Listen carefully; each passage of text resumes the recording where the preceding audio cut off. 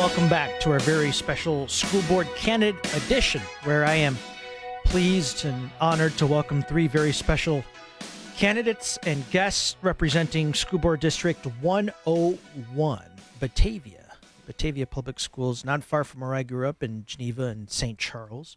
But we've got Gabrielle Fender. Gabrielle, thank you. And Kris Rayman and Jeff Ekstrom. Thank you for joining me here. I want to talk about this. This is absolutely shocking. Student proficiency rate has dropped significantly from 61% to 42%. Gabrielle, I'm going to start with you. This is Yep, and that's overall with math and ELA, and that's counting all of the tests, correct? That's for elementary school and high school. They Right. do and it's also multiple different. It's not just the SAT. It's what the Illinois State Report Card calls their all proficiency test. Right. Yeah, and it's significantly dropped since 2017. So we can't blame the pandemic for that.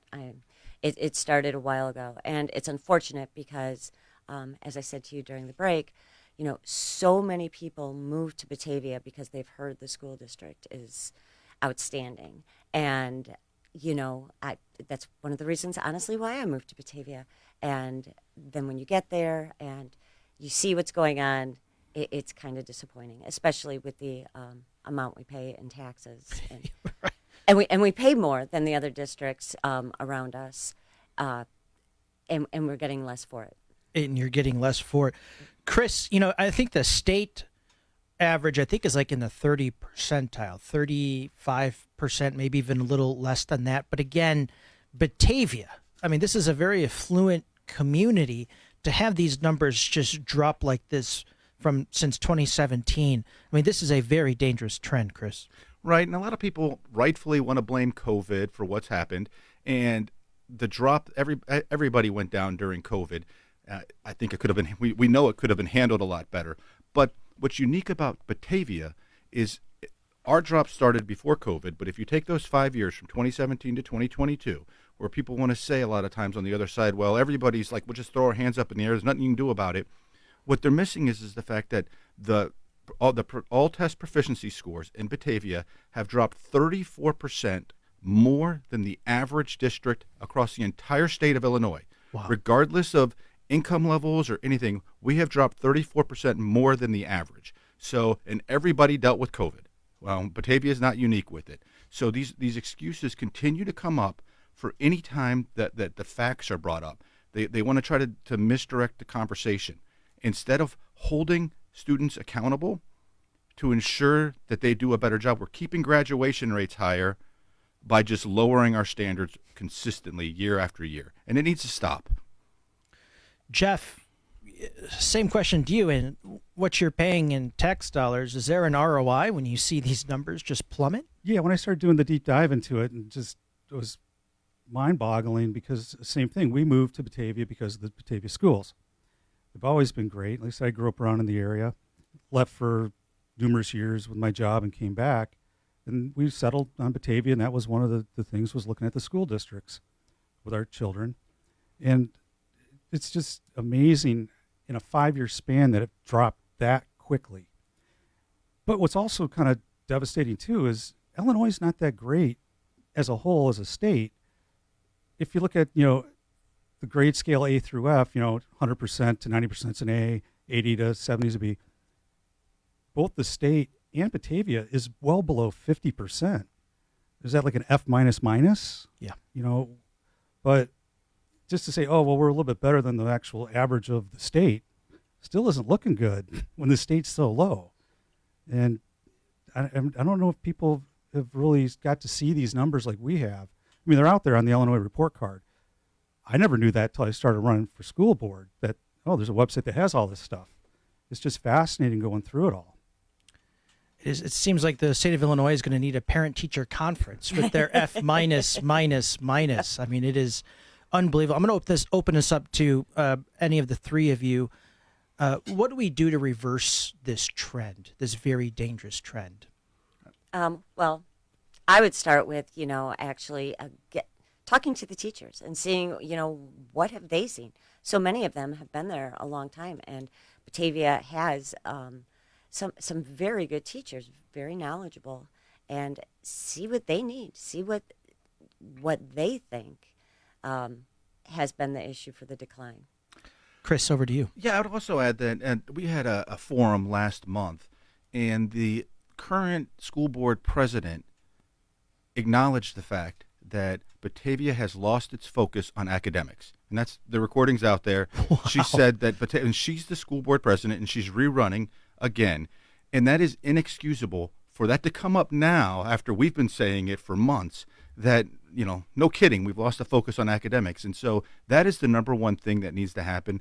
The kids do not need to be pulled out of, and this happened to my daughter. She gets pulled out of class to go to spend an hour for a social thing that, is not academic. And so they're doing a lot of those things for things that parents don't always agree on from the social aspect.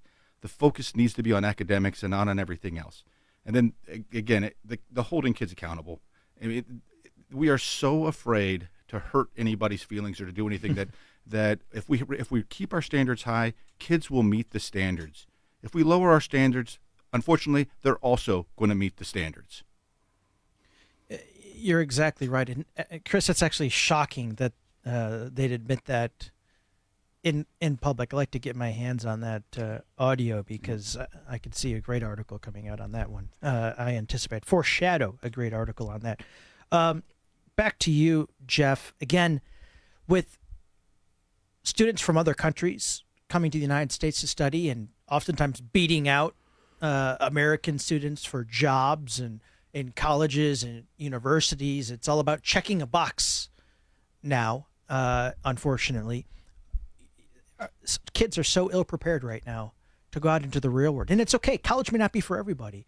Maybe a technical school, or maybe you just graduate from high school and go straight into a trade. That's great. But even it appears that nobody is even prepared to go out into the real world given these dramatic drops. Yeah, and that's one of the focuses. Like when I grew up, not too long ago, but we had shop class, auto class. That's right. The traits. That seems to not be there anymore. Some kids aren't going to excel in just math. They might excel in woodworking. There's not every student fits into a square box. And that's where, as tagging on with Gabrielle, to find the solution to this, you got to collaborate with the teachers. They're the people in the front lines, in the classrooms. Are they missing resources? What's their toolbox like? What can they use? And get all the information together, formulate a plan, and then try to execute it to make sure that the kids do get their grades up for their excellence and success so they can get ready for college or their next step past the high school phase. And with these grades being so low, I mean, you're just going to pass them out in the world that way? You got to be able to read, write, do arithmetic. Even plumbers have to do that.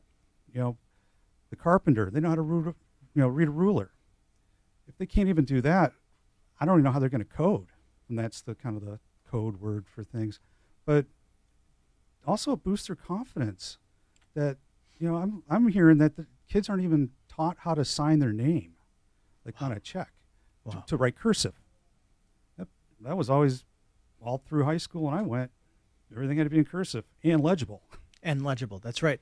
Well, and can I kind of elaborate on what he said? Yeah, they do. They need to, if they're not going on to college, which is not for everybody. That's right. Exactly. They still need to learn how to communicate by reading, writing, and you know what? They may think, college isn't for me. Because, when you're 18 years old and you don't exactly know what you want to do, they might not be looking 10 years down the road where they may change their mind and say, you know what, I do want to go to college. Or, hey, I've been an electrician, I've been a plumber, I've been whatever for all these years. I'm going to start my own business.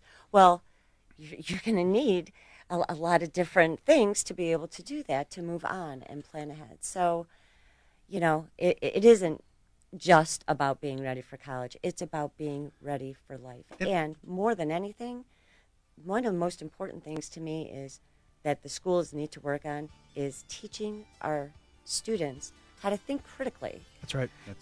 And That's what I was yeah, gonna say. and that's just That's key. that's key. Doesn't matter for what you do in everything. life. Doesn't matter Right. anything you do in life. If you're being told what to think from K through 12, you're not going to know how to think for yourself, for That's- whatever job you have.